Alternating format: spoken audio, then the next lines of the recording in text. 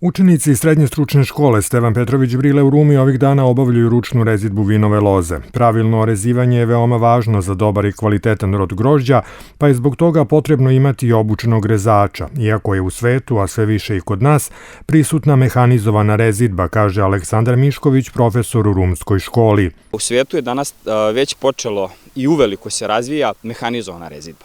Zbog smanjenog broja radne snage, ljudi su morali da se prilagode na velikim površinama, koriste mehanizovanu rezidbu. Naravno, to ne može da prođe bez dobrog rezača koji će posle proći sve to da popravi. Znači, poenta je da mi možemo da pređemo na mehanizovanu rezidbu, gdje sve ostalo mora da bude savršeno, stubovi, žice, potpora za vinovu lozu, ali i dalje moramo da imamo obučenog rezača. Obučenih rezača je sve manje, tvrdi Mišković, i dodaje da zbog toga njihovi učenici vredno rade praktični deo nastave koji se odnosi baš na pravilno rezivanje vinove loze i voća.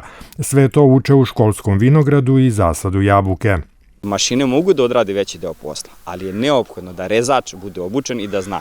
Velika je potreba za rezačima, obučenim rezačima koji će da rade.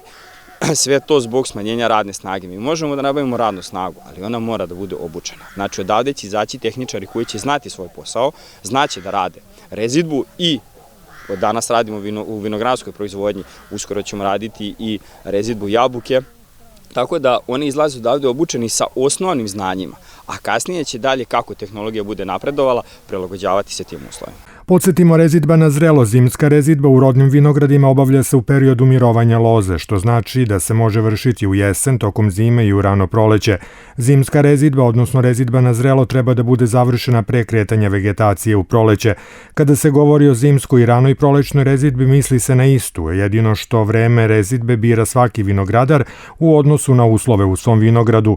Uvek mora da odluči sam vlasnik vinograda kada će početi sa ovim velikim poslom, sagledavajući sve faktore, a koji se razlikuju od vinograda do vinograda. Najsigurnije je, kažu stručnjaci, sa rezidbom početi nakon 14. februara, dakle posle Svetog Trifuna.